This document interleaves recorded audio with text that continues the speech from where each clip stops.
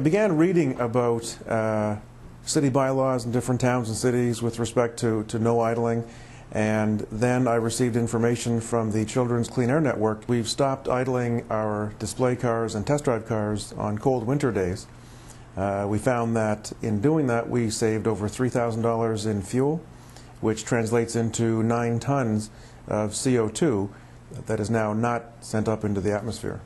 We simply will brush a car off and drive it around the block to warm it up, rather than let it sit for half an hour to warm up.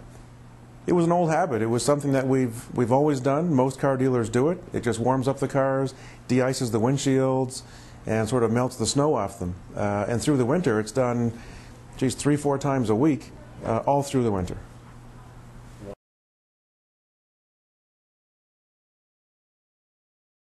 Some people would say it's a drop in the bucket for one person or even one car dealership to have a no idle policy, but if you take that across all 3,000 car dealerships in Canada and the millions of cars that are driven, then the savings in terms of money is millions of dollars and millions of tons of CO2. So it's not the small picture of the individual, it's the broad picture of all the cars in Canada that can eventually adopt this no idle practice.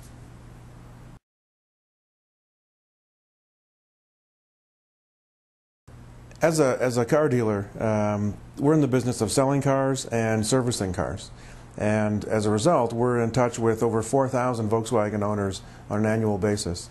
And it became obvious to me that in selling cars, which some have called the crack pipe of the environment, that we had a responsibility to ensure that they're used as cleanly and efficiently as possible. And the easiest thing to do is to stop idling.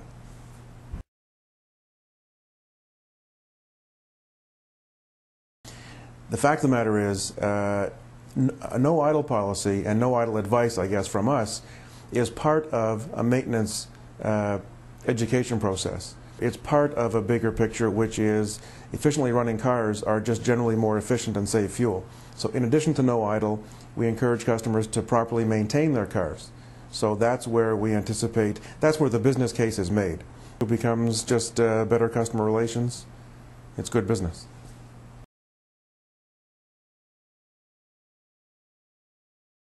My hope is that my efforts in the No Idle campaign will be passed along to other car dealers, to other business owners, courier companies, etc.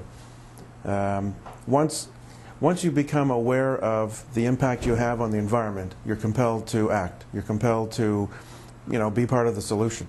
No idling is such a simple thing that leads to other solutions, to maintaining your car, properly, to driving it intelligently, planning your trips, etc., etc.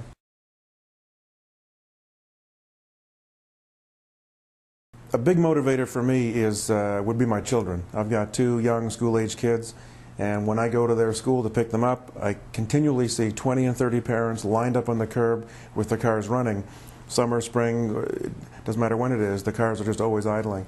And I've noticed that a lot of my kids' friends have asthma, they're coughing, and you're seeing the pollution coming out of these cars, and it's just it's such a waste. My kids actually bring it up and bug me about it, so that's a good thing. Actually, I'm pretty proud that Hillcrest is involved in adopting a local school. Westmount Elementary School is going to adopt a no idle policy in front of the school, and we're going to sponsor that and help make that happen. And from there, I hope to adopt another school in Dartmouth, and then get my auto dealer friends to adopt schools in their neighborhoods and in different parts of the city. So we're pretty proud of that.